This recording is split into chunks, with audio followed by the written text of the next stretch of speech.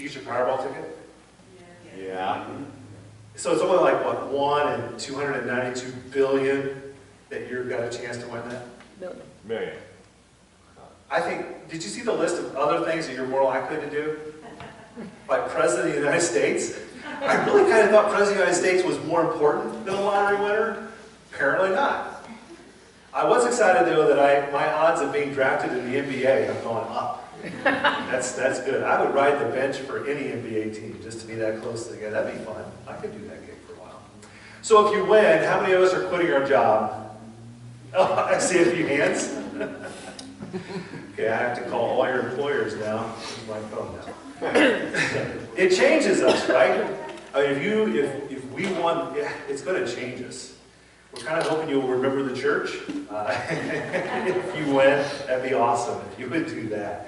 But it's going to change us, isn't it, when we see our numbers drawn?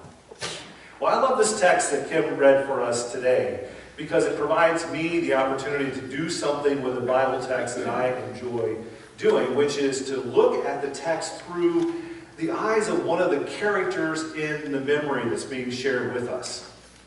If we had an accident, there's an accident up here at the intersection of Schwartz and Main, and you had people standing on all four corners of the intersection, and you asked all four of them to describe the accident, we're probably going to get four different stories, aren't we?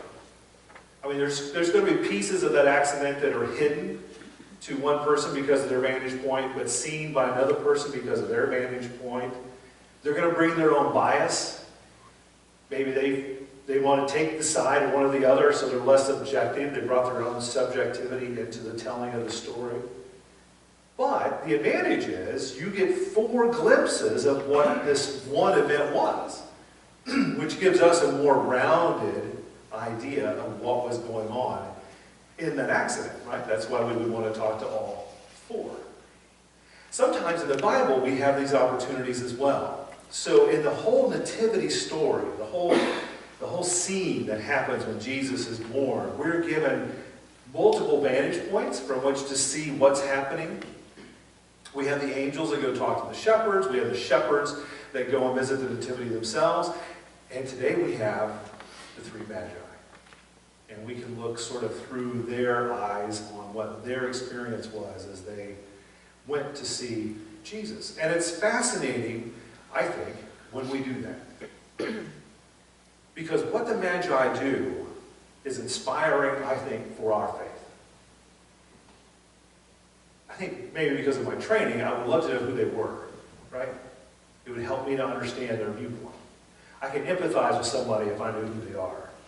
We, as people, just naturally do that. We want to get to know someone, and once we get to know them, we find ourselves empathizing with them more, feeling for them more. But the memory is kept for us in such a way that we're denied that opportunity. We sort of know they come from the east. We have some idea what they're doing, but we don't know really what culture they come from. We think they may be magi, or wise men, or astrologers, or magicians, or kings. We don't have a good idea. The great thing about it being remembered for us this way is that now you and I get to be the magi, because they're so much more accessible. And it helps us to focus on what they're doing instead of who they are. And they do some amazing things. First, they see the star and they take a journey. A journey is some consequence. We don't know exactly where they're coming from. It's almost like they came from stage left or off the map or outside the story, and they wander from some unknown place into it, and they've made a choice to take this trip. We do have an idea that they're going someplace they don't know because they keep asking everyone for directions, which is how they end up talking to King Herod. They see a star and they take a journey with a group of people. I think that's the first key of what they do. The second, when they get to the nativity, they see Jesus and then they're generous. I've seen a fair number of babies. It's one of the blessings of my job. I get to go to the hospital and see newborns and all. And I don't know, you newborns are great. Most of them are pretty. I mean, you know, not every baby is pretty. My son was beautiful. I'm sure your child was beautiful. And holding them, it changes your life, especially if you're the parent. But I have to say, when I've wandered in to see someone else's baby, I've never been inspired to just take my wallet out and lay it on the counter and walk away from it. But they did. And these magi did. They were so... When I think about the Nativity, when we talk about the Nativity often, when we're singing our Christmas carols and setting up the tree, put the little nativity scene on the coffee table, I think so often we see the Nativity as an expression of Jesus being like us, human, our friend, our brother. When the Magi come into the Nativity, I think they were generous because they glimpsed the divinity of Jesus, the divine, the awesomeness. There was something about Jesus' presence. And I don't think it's just here. I think we get this glimpse time and time again throughout the Gospels. When Jesus walks onto the beach and talks to some salty old fishermen and say, hey, why don't you drop your net and follow me? They don't remember a big long discussion about it, and they don't remember a paycheck. What's remembered for us is that these folks dropped their nets and followed this stranger. Walked away from their families and their communities, their support system, and followed this stranger. I firmly believe there was something in the presence of Jesus that was so awe-inspiring that even as an infant, when these magi, these wise men from afar, stood in his presence, they were inspired to be generous. It's a thankful act to find themselves in the presence of the divine. They were moved to be thankful, and they expressed that through their generosity. They saw Jesus and they acted. The third thing they do that I find amazing is they change. They see a dream and literally change their return path. They don't return the way they came. They don't go back to King Herod, who asked them to do that. They don't go divulge the location of Jesus' birth.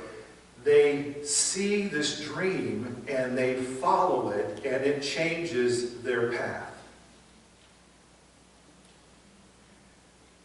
When they first talk to Herod and they share these words, Herod's afraid. I had to ponder that for a while. At first, I thought, well, maybe Herod was afraid, and maybe Herod even took the time to talk to these people because they were people of stature. I'm still back there trying to figure out who are these magi.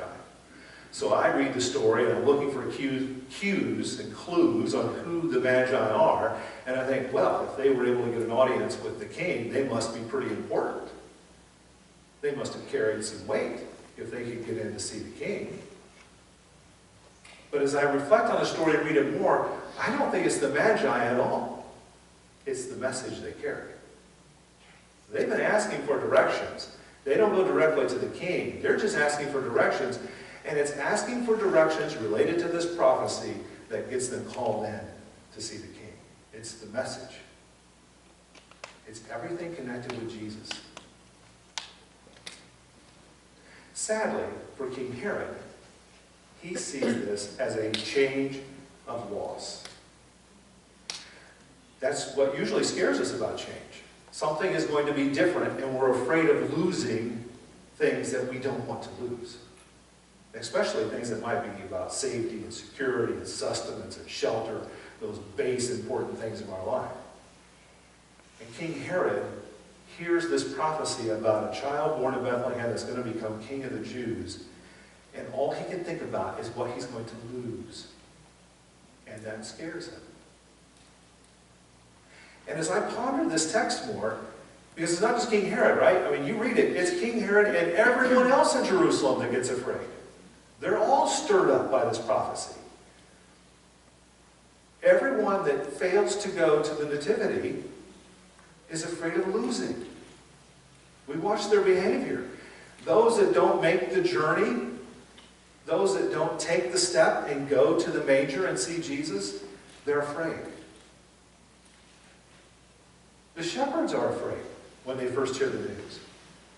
But for those that go to the manger, those that take the journey and go and see and place themselves in the presence of the divine, they don't go away afraid. Those shepherds who were afraid when the angels started talking to them, which to their credit, if angels start talking to me, I'm going to be afraid. When they actually act on that and take the journey to the manger, they come away singing God's praises.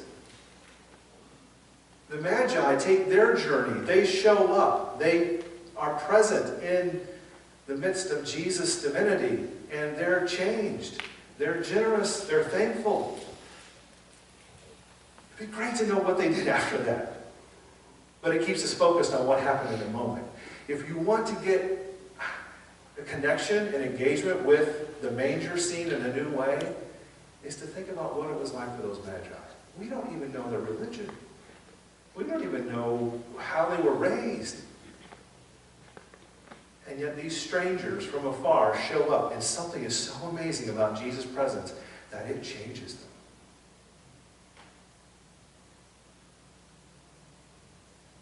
So somebody is going to win that Powerball.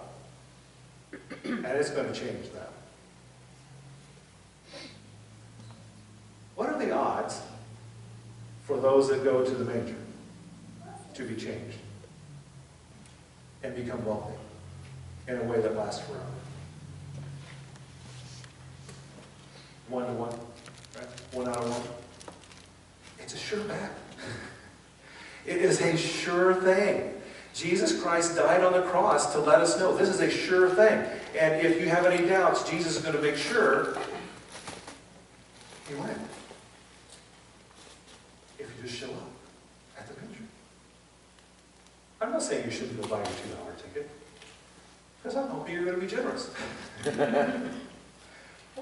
But more than that, because in a couple of days someone's going to win it and we're all going to move on to the next thing in our life.